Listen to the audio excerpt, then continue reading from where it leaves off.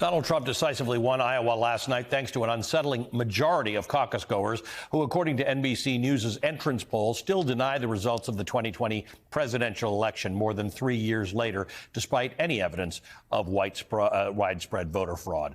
That includes 91% of Trump supporters, only 5% of whom say Joe Biden was the legitimate winner. It's an alarming chunk of the Republican Party and of the electorate, and it's one that continues to grow, according to a recent poll by the Washington Post. It's also one, according to new political reporting in Politico, local election workers are growing more worried about. While bracing for election denialism 2.0, conspiracy theories, and another torrent of threats and intimidation. From that new reporting, quote, "I'm scared to death about the level of voter distrust heading into 2024, said Mark Earley, the supervisor of elections in Leon County, Florida.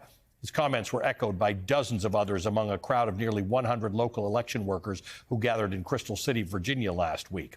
Joining our conversation now, former FBI counterintelligence agent Peter Strzok and Princeton University professor and distinguished political scholar Eddie Glaude. Welcome to both of you. Thank you for being here.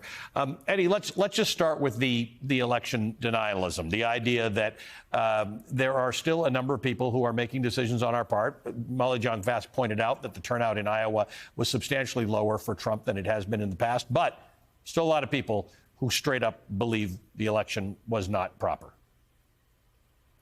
Absolutely. And I think this is a great place to begin, Ali. What we're facing is a kind of legitimation crisis.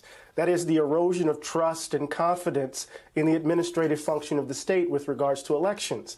And that erosion of trust means that there is going to be doubt centered around the results. So if Donald Trump, for example, doesn't win, will they accept the results?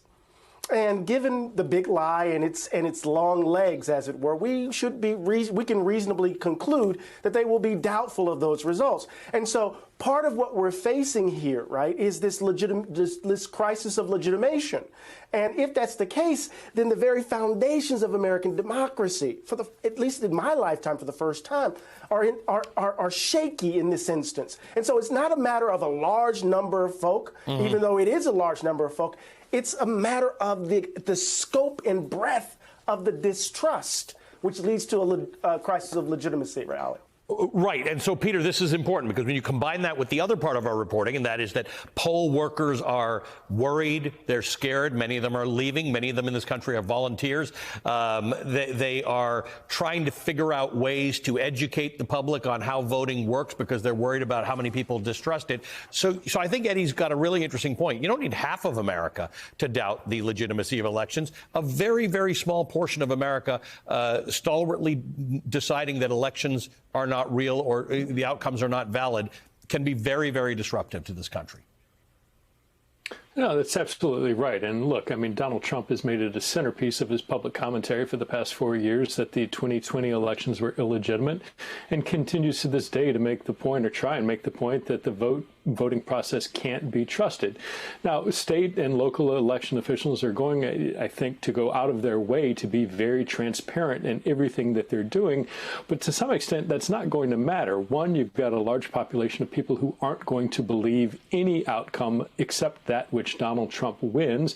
And two, unfortunately, you have people, and just look at the examples of Shaye Moss and Ruby Freeman, people in the past election who were so attacked based simply on doing their job as public servants, not appointed officials, not elected officials, just doing their job, who are attacked for just that fact. And of course, the great irony behind this is there are at least a couple of instances where voting officials have been accused of cooperating not with anybody on the Democratic side, but with Republicans. In Coffee County in Georgia and then in Mesa County in Colorado, some election officials have been accused of illegally cooperating. And so I don't know how we get around this, whether or not state and local officials do everything they can, and they already are, to be transparent. I'm afraid that's simply not going to be enough.